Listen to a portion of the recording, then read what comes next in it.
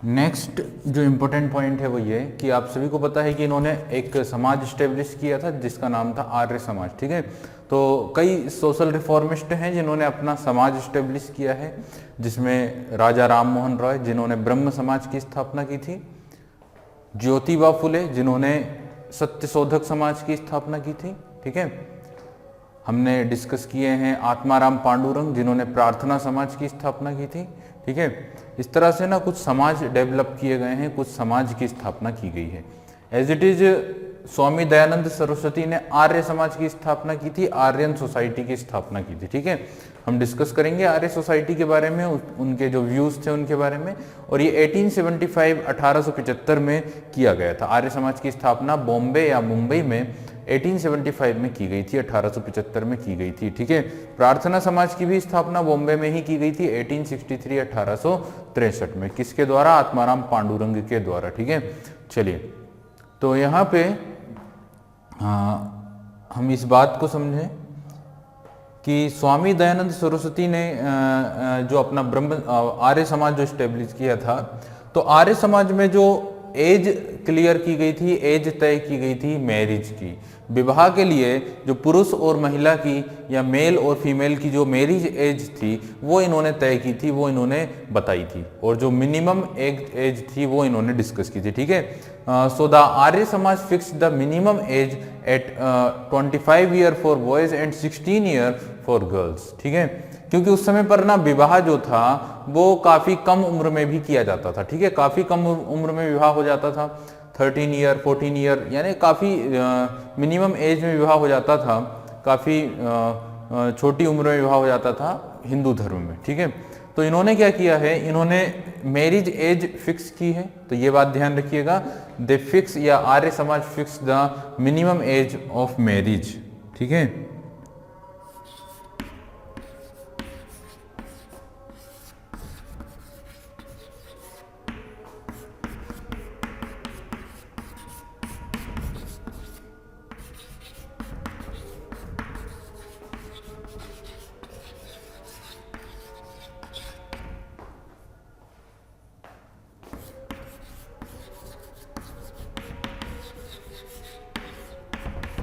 और जो minimum age यहाँ पे फिक्स की गई है वो पुरुषों के लिए कितनी है, तो मेल के लिए जो मिनिमम एज बताई है वो है 25 ईयर, और फीमेल के लिए जो मिनिमम एज है वो है 16 ईयर, 16 साल। आज के समय अगर हम बात करें तो आज के समय जो इंडियन लॉ है, जो भारतीय कानून है, उसमें पुरुषों की जो मिनिमम एज है वो 21 ईयर है, और महिलाओं की या फीमेल की जो मिनिमम एज है वो 18 ईयर यानी 18 साल है। ठीक है, तो ये पॉइंट आप लोगों को ध्यान में रखना है। आर्यन सोसाइटी, आर्यन समाज में जो विवाह होते हैं उसमें मिनिमम एज पुरुषों की 25 एंड फीमेल्स की कितनी हो सकती है, 16 ईयर या 16 वर्ष। ठीक है, next point, Dayanand Saraswati strongly criticise the Hindu believe in maya and the aim of human life to attain moksha. तो यहाँ पे एक जो परंपरा है, एक जो बिलीव है, खासतौर से हम बोल सकते हैं जो बिलीव है हिंदू धर्म में, हिंदू धार्मिक मान्यताओं में ये विश्वास किया जाता है कि हमें मोक्ष की प्राप्ति करना है।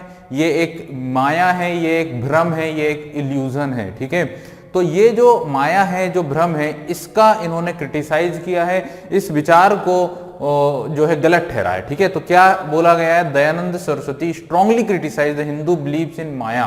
तो हिंदू का जो बिलीव है, हिंदू धर्म का जो बिलीव है माया में, ठीक है ना, and the aim of human life to attain moksha, और जो मोक्ष को प्राप्त करने का जो मानव जीवन का जो लक्ष्य है, इसका पूरी तरह से इन्होंने खंडन किया। ठीक है, तो ऑब्वियसली आपने हिंदू धर्म में, मैंने आप लोगों को पढ़ाया था कि देखिए माया क्या चीज होती है और मोक्ष क्या चीज होती है, दोनों को मैंने क्लियर किया था। देखिए मैंने आप लोगों को ये कहा है, जब हम वैदिक रिलीजन पढ़ रहे थे या जब हम वैदिक सिविलाइजेशन पढ़ रहे थे, तो हमने ये पढ़ा कि एक परम आत्मा होती है, एक परमात्मा होते हैं।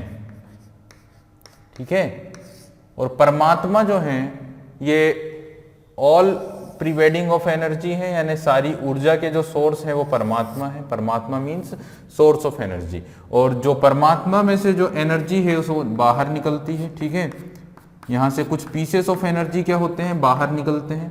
तो ये जो पीसेस ऑफ एनर्जी हैं ये कहाँ से निकली है, ये निकली है परमात्मा से। और ये जो परमात्मा है ये जो आत्मा है या ये जो पीसेस ऑफ एनर्जी हैं, इन्हें ही क्या कहा जाता है, इन्हें आत्मा कहा जाता है। इन्हें ही क्या कहा जाता है, आत्मन या आत्मा। और ये आत्मा फिर इंटर करती है किसमें, माया में। माया का मतलब है संसार, ठीक है। माया का मतलब क्या है, संसार। और ये आत्मा इंटर करती है माया में।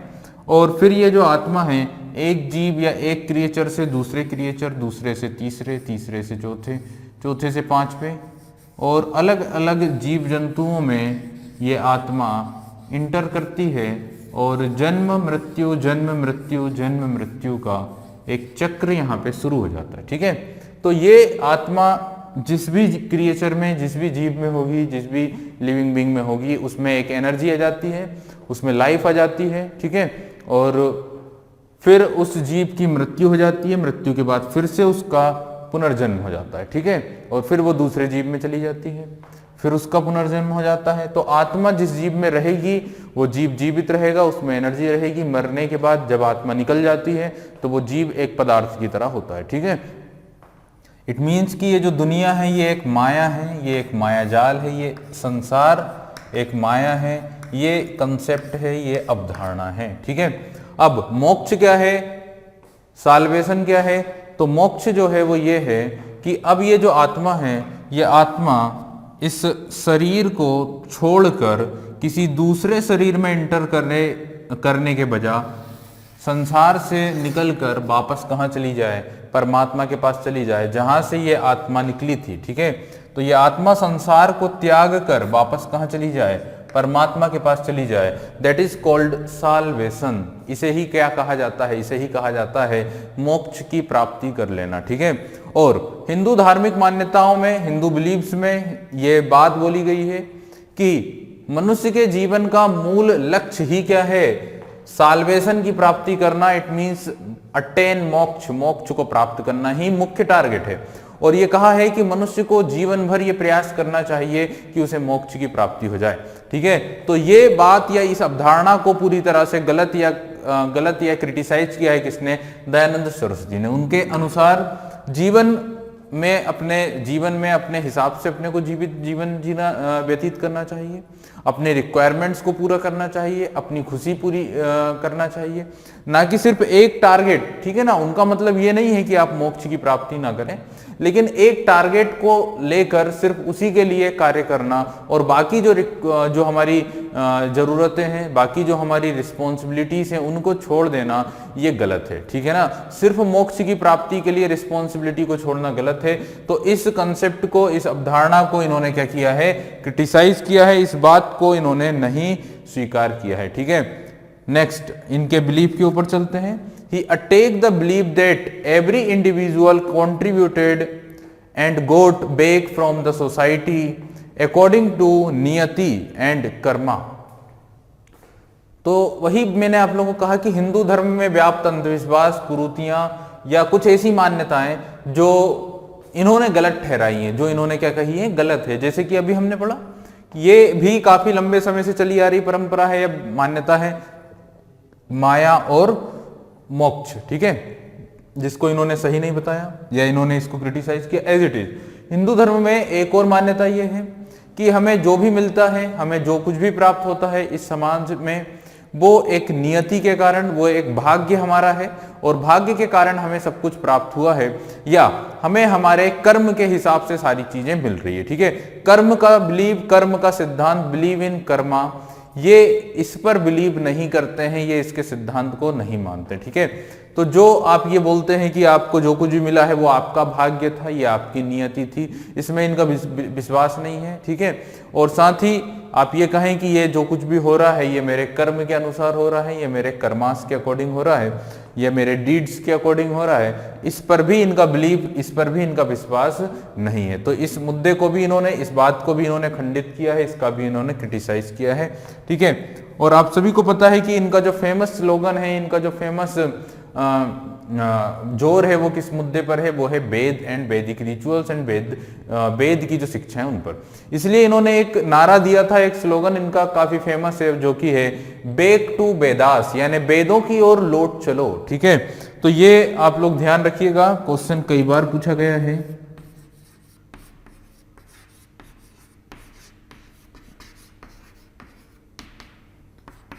बैक टू वेदास किसका स्लोगन है, किसका नारा है, वेद की ओर लौट चलो, ये नारा किसने दिया था? तो आंसर होगा स्वामी दयानंद सरस्वती। स्वामी दयानंद सरस्वती ने ही कहा है वेदों की ओर लौट चलो। वो सा call for a revival of the Vedic learning and considered them it to be India's rocks of edges.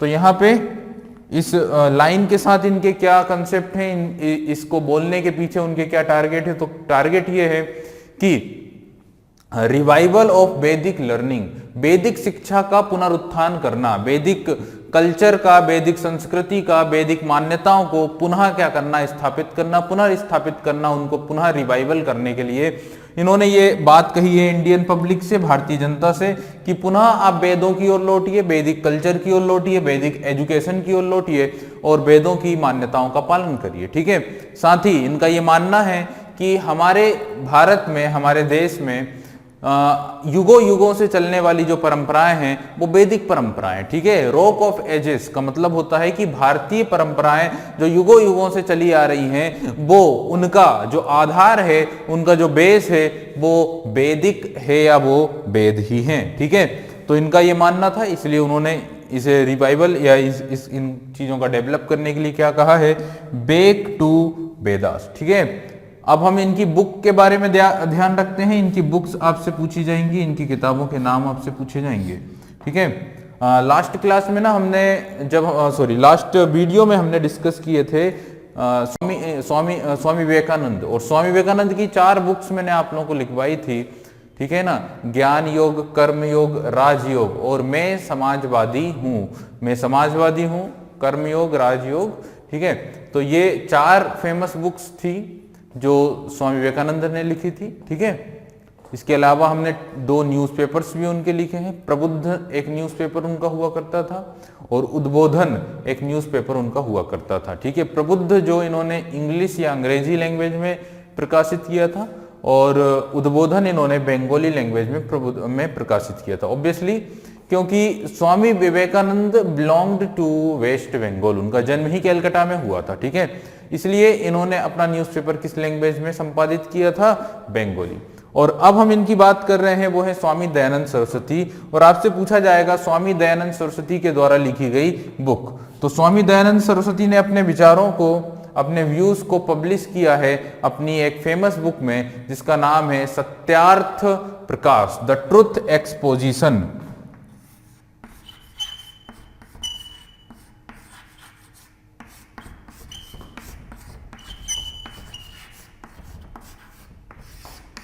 Satyarth Prakash was his famous book by which his views were published, जिसके माध्यम से इन्होंने अपने विचारों को पब्लिश किया है।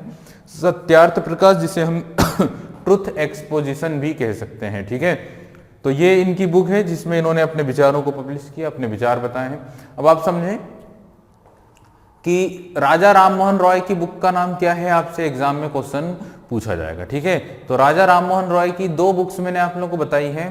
पहली बुक थी जो 1809 में शायद उन्होंने लिखी थी, ऑब्वियसली हमने डिस्कस किया 1809 में, जिसका नाम था गिफ्ट टू मोनोथिस्ट। ठीक है, गिफ्ट टू मोनोथिस्ट यानी एकेश्वरवादियों का उपहार। और जो दूसरी बुक है वो है परसेप्ट्स ऑफ जीसस, जिसमें उन्होंने ईसा मसीह की कहानियां या ईसा मसीह से रिलेटेड कुछ महत्वपूर्ण या मैजिकल स्टोरीज को उन्होंने बताया है, और उनके जीवन के जो मोरल रूल्स थे, जो मोरल वैल्यूज थी, उन्हें हिंदू धर्म में समाहित करने की कोशिश की है। ठीक है, और गिफ्ट टू मोनोथिस्ट के माध्यम से उन्होंने एकेश्वरवाद, मोनोथिज्म पर फोकस किया है, पर बल दिया है और उसका प्रचार करने की कोशिश की है। ठीक है, चलिए, तो यहाँ पे हमने बात कर ली। His vision of India included a classless and casteless society.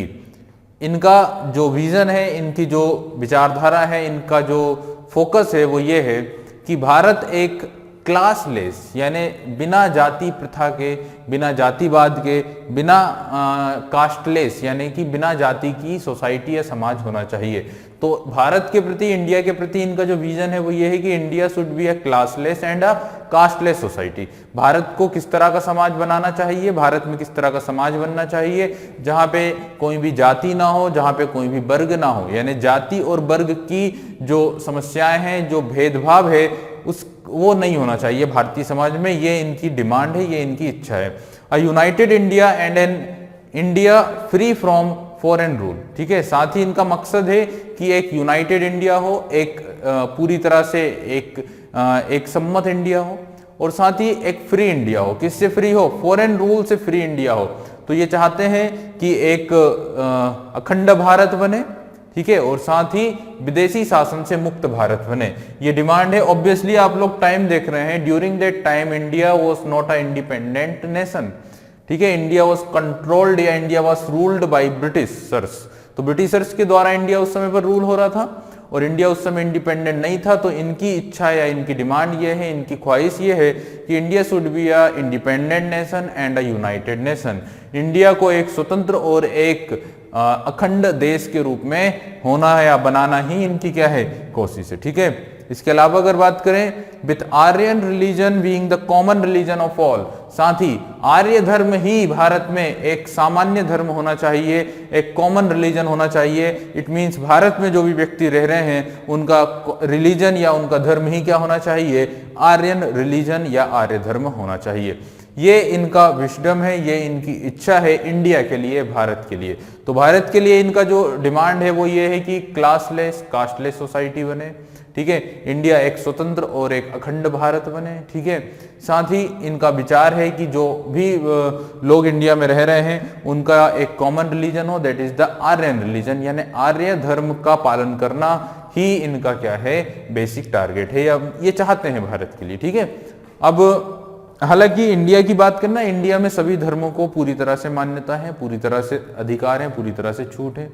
तो इनका जो विचारधारा थी वैसा तो हुआ नहीं, लेकिन ऑब्वियसली इनका भी आइडिया अलग था, अलग। हालांकि जब हमने अपना संविधान बनाया है तो उसमें हमने सभी धर्मों को पूरे राइट्स दिए हैं, ठीक है ना। तो India is a very very tolerate nation. India एक सहिष्णु देश है और रिलीजियसली हम काफी ज्यादा टॉलरेट हैं, ऐसा हम अपने संविधान के हिसाब से बोल सकते हैं, ठीक है ना। चलिए आगे चलते हैं और अब हम आगे बात करेंगे आर्यन समाज या आर्य सोसाइटी के बारे में। आर्य समाज जो ऑर्गेनाइजेशन इन्होंने स्टेब्लिश किया था अपने आइडियाज को, अपने विचारधाराओं को एक्सपांड करने के लिए, उनको फुलफिल करने के लिए इन्होंने कौन सी सोसाइटी, कौन सा समाज स्टेब्लिश किया है? आर्य समाज। कब स्टेब्लिश किया है? 1875 या 1875 में। तो अब जो हमारा फोकस होगा वो होगा आर्य समाज या आर्य सोसाइटी के ऊपर। चलिएगा, तो अब हमारा जो टॉपिक होगा वो होगा Arya Samaj. And the Arya Samaj was establish by Swami Dayanand Saraswati. Arya Samaj की स्थापना ही किसके द्वारा की गई थी? तो अगर ये क्वेश्चन आपसे कई बार एग्जाम में पूछा गया है, एक तो जो पहला क्वेश्चन होगा कि Arya Samaj was establish by, तो आंसर होगा आप लोगों का Swami Dayanand Saraswati. And the second question जो होगा वो ये होगा कि when the Arya Samaj was establish, कब आर्य समाज की स्थापना की गई थी या आर्य समाज की स्थापना कब की गई थी, ठीक है। चलिए तो डिस्कशन हम स्टार्ट करते हैं आर्य समाज के ऊपर। The first Arya Samaj unit was formally set up by Swami Dayanand Saraswati at Bombay in 1875। तो यहाँ पे आप लोग ये समझें कि 1875 में आर्य समाज की पहली यूनिट या पहली इकाई की स्टेब्लिशमेंट किया गया था या ऑर्गेनाइजेशन किया गया था, लेकिन कहां पर? तो बॉम्बे में, ठीक है। तो बॉम्बे में आर्य समाज की फर्स्ट यूनिट स्टेब्लिश की गई थी, ठीक है। तो यहाँ पे ये बात क्लियर हो जाती है। लेकिन बाद में जो हेडक्वार्टर था उसे ट्रांसफर किया गया है, मुख्यालय को स्थानांतरित किया गया, ठीक है। So and later the headquarter of Arya Samaj was transfer to Lahore. तो कहां पर हमने हेडक्वार्टर को ट्रांसफर कर दिया है? लाहौर में, ठीक है। तो ये बात आप लोगों को क्लियर हो गई है कि आर्य समाज का जो हेडक्वार्टर था उसे ट्रांसफर कहाँ किया गया था, लाहौर में। पहली बात, आर्य समाज कब स्टेब्लिश हुआ, 1875 में। किसने स्टेब्लिश किया, दयानंद सरस्वती ने। एंड इसको कहाँ पर इनिशियल लेवल पर स्टेब्लिश किया गया था, बॉम्बे में, लेकिन बाद में इसके हेडक्वार्टर को ट्रांसफर ही कहाँ कर दिया गया था, लाहौर में। और हम सभी को पता है कि Lahore is the famous city of Pakistan. Lahore आज के समय का एक प्रसिद्ध शहर है, कहाँ पर, पाकिस्तान में। पाकिस्तान में पंजाब राज्य में लाहौर आता है। और इससे पहले अगर हम बात करें तो हमने सिख साम्राज्य या सिख एम्पायर डिस्कस कर चुके हैं। सिख एम्पायर जब हमने डिस्कस किया था, जिसका टाइम पीरियड आप सभी को पता है 1799 से 1849 1849 तक, हमने एक सिख एम्पायर नाम से एक टॉपिक डिस्कस किया था। और सिख साम्राज्य के संस्थापक आप सभी को पता है महाराजा रंजीत सिंह हुए थे। और महाराजा रंजीत सिंह ने ही अपनी कैपिटल 1801 के अप्रोक्स 1801 के लगभग अपनी राजधानी ही किसे बनाया था, तो इन्होंने अपनी राजधानी बनाया था लाहौर को। ठीक है, तो इन्होंने अपनी राजधानी किसे बनाई थी, लाहौर। किसकी राजधानी थी, ये क्वेश्चन आपसे पूछा जाएगा। तो महाराजा रंजीत सिंह की राजधानी ही कौन हुआ करती थी, लाहौर हुआ करती थी। ठीक है, चलिए तो आगे डिस्कस करते हैं। अब देखिए आर्य समाज का बेसिक टारगेट क्या है, तो हिंदू धर्म में सुधार करना, हिंदू धर्म में रिफॉर्म करना और हिंदू धर्म का डेवलपमेंट करना। ठीक है, तो हिंदू धर्म का डेवलपमेंट करने के लिए, उसमें सुधार करने के लिए उत्तर भारत में ये काम करना, ये काम किया है किसने, आर्य समाज ने। ठीक है, तो उत्तर भारत में हिंदू धर्म में सुधार करने का बीड़ा किसने उठाया था, तो ये कार्य करने का बीड़ा उठाया था आर्य समाज में। आप लोग देख रहे हैं बंगाल में मूवमेंट हो रहे हैं, बंगाल में रिफॉर्मिस्ट मूवमेंट हुए, सदर्न इंडिया महाराष्ट्र में रिफॉर्मिस्ट मूवमेंट हुए। लेकिन नॉर्दर्न इंडिया या उत्तर भारत में अगर बात की जाए तो यहाँ पहला नाम हम यहाँ पे देख रहे हैं, क्योंकि अभी तक हम या तो बंगाल के रिफॉर्मिस्ट देख रहे थे या महाराष्ट्र के रिफॉर्मिस्ट देख रहे थे। ठीक है, लेकिन स्वामी दयानंद सरस्वती का जन्म गुजरात में हुआ था और गुजरात भी उस समय बॉम्बे प्रेसिडेंसी, मद्रास प्रेसिडेंसी का ही एक हिस्सा माना जाती थी। ठीक है, तो क्या होता है कि गुजरात से ये कहाँ पहुंचते हैं, ये उत्तर पश्चिम भारत या नॉर्दर्न इंडिया में जाते हैं और वहां पर हिंदू धर्म के डेवलपमेंट की बात वहां पर करते हैं, हिंदू धर्म की परंपराओं का प्रचार वहां पर करते हैं। ठीक है, तो अब हम अगर बात करें वर्क्स ऑफ आर्य समाज के कार्यों की, तो सबसे पहली बात ये आ जाती है intercaste marriage and window remarriage were encouraged. तो इस समाज के द्वारा क्या किया गया है, इंटरकास्ट मैरिज को इनकरेज किया गया और विडो रीमैरिज को इनकरेज किया गया। यानी कि ये तो रिफॉर्म्स हो रहे हैं। देखिए इंटरकास्ट मैरिज यानी एक जाति और दूसरी जाति, ठीक है, दो डिफरेंट जातियों में अगर विवाह किए जाएंगे तो इससे क्या डेवलपमेंट होगा, इसके क्या फायदे होंगे।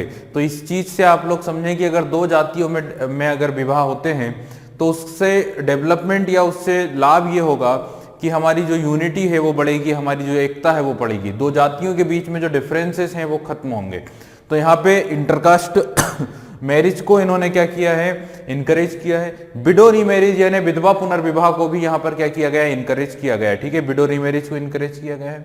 Equal status for women was the demand for the समाज की ओर से या आर्य समाज की ओर से इक्वल स्टेटस की डिमांड की गई है फॉर वुमेन्स। महिलाओं और पुरुषों के बीच में एक समान स्टेटस होना चाहिए। ठीक है, या महिलाओं में एक समान स्टेटस होना चाहिए, सभी महिलाओं में एक समान स्टेटस होना चाहिए। तो इक्वल स्टेटस फॉर वुमेन्स की डिमांड की गई है आर्य समाज के द्वारा। The samaj also help the people in crisis like floods, famines and earthquakes. तो ये जो आर्य समाज था, इनके जो एक्टिविस्ट थे, जो कार्यकर्ता थे, इनके द्वारा कई परिस्थितियों में समाज सेवा की गई है। ऑब्वियसली क्योंकि सोशल रिफॉर्मिस्ट ऑर्गेनाइजेशन है तो कई समस्याएं जो ऐसी आई हैं, जैसे सूखा पड़ा है या जब भूकंप आए हैं या जब बाढ़ आई है, फ्लड्स आए हैं, उस समय पर इस ऑर्गेनाइजेशन के कार्यकर्ताओं के द्वारा काफी ज्यादा हेल्प की गई, काफी ज्यादा समाज सेवा वगैरह की गई थी। ठीक है, in its zeal to protect the Hindu society from the onslaught of Christianity and Islam। ठीक है, तो इस बात को समझें आप लोग, इस मुद्दे को समझें कि आर्य समाज का बेसिक पर्पस क्या है। हिंदू धर्म पर जो आक्रमण किए जा रहे हैं, हिंदू धर्म पर जो प्रभाव पड़ रहा है इस्लाम का और क्रिश्चियनिटी का, ठीक है, इन चीजों से या इन धर्मों की परंपराओं से या इन धर्मों के इस प्रकार से आक्रमण के, ठीक है, से हिंदू धर्म को प्रोटेक्ट करना, हिंदू धर्म को बचाए रखना और हिंदू धर्म की परंपराओं को बनाए रखना। ठीक है, तो ये बेसिकली टारगेट है। देखिएगा, in its zeal to protect the Hindu society from the onslaught of Christianity and the Islam. Christianity और इस्लाम जो हिंदू समाज में एकदम से जो अटैक हुआ है, जो आक्रमण हुआ है, जो इन धर्मों की चीजें हिंदू समाज में बढ़ती जा रही हैं, इनको रोकना, इनसे प्रोटेक्ट करना, this was the main target. ठीक है, the samaj started the shuddhi movement to reconvert to the Hindus. ये एक बहुत ही फेमस या बहुत ही इंपॉर्टेंट मूवमेंट था जो शुरू किया गया था स्वामी दयानंद सरस्वती के आर्य समाज के द्वारा। That movement is known as the shuddhi movement, यानी प्यूरिफिकेशन।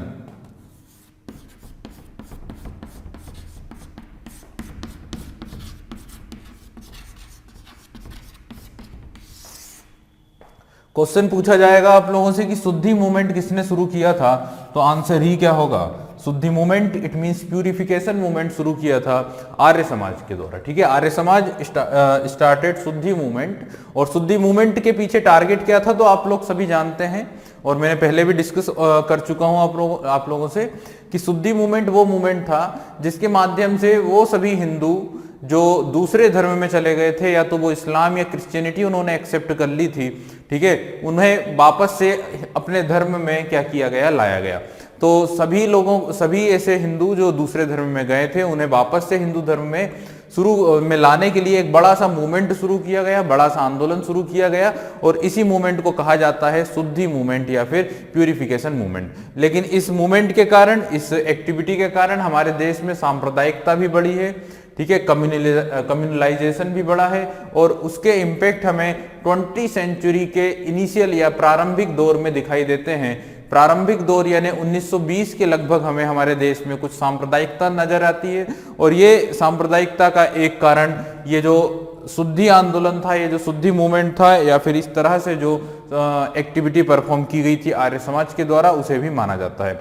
आर्य समाज का एक मुख्य उद्देश्य क्या है, तो इस बात को समझ लें, हिंदू धर्म परिवर्तन को रोकना। ठीक है, हिंदू धर्म में जो लोग धर्म परिवर्तन कर रहे हैं, जो रिलीजन को चेंज कर रहे हैं, जो रिलीजन को कन्वर्ट कर रहे हैं, जो कन्वर्जन ऑफ रिलीजन हो रहा है, उसको क्या करना, रोकना। This was the main target या मेन ऑब्जेक्ट ऑफ आर्य समाज। ठीक है, आर्य समाज का बेसिक लक्ष्य ही यही है।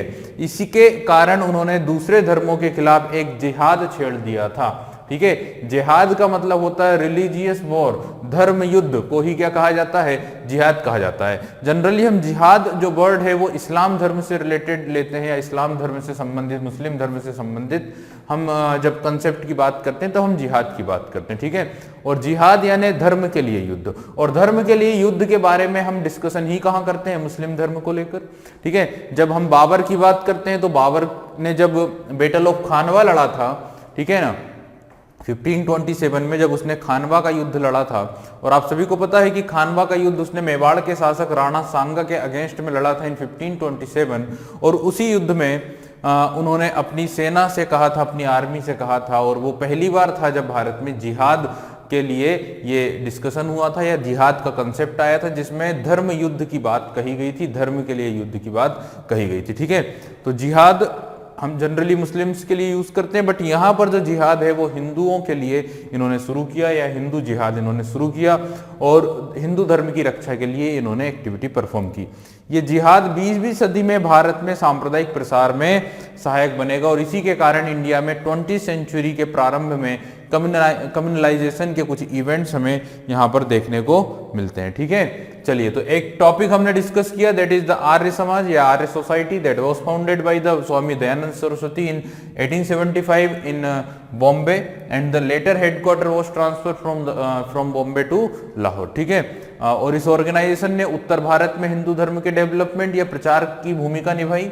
साथ ही इस समाज का बेसिक लक्ष्य ये था कि हिंदू धर्म में जो परिवर्तन हो रहे हैं उनको रोकना, जो दूसरे धर्म का प्रभाव हिंदुओं पर पड़ते जा रहा है उसको रोकना, हिंदू धर्म की क्या करना, सुरक्षा करना या रक्षा करना। ठीक है, चलिए, तो यहाँ पे हमारा एक टॉपिक और कंप्लीट होता है सोशियो रिलीजियस मूवमेंट में जो 19वीं सेंचुरी में हुए थे। अब हम बात करते हैं अगले ऑर्गेनाइजेशन या अगले टॉपिक की, जिसमें आता है सेवा सदन। तो अब हम फोकस करेंगे सेवा सदन, एक ऑर्गेनाइजेशन था, एक सोशल रिफॉर्मिस्ट ऑर्गेनाइजेशन था, उसके ऊपर अब हमारा अगला डिस्कशन होगा।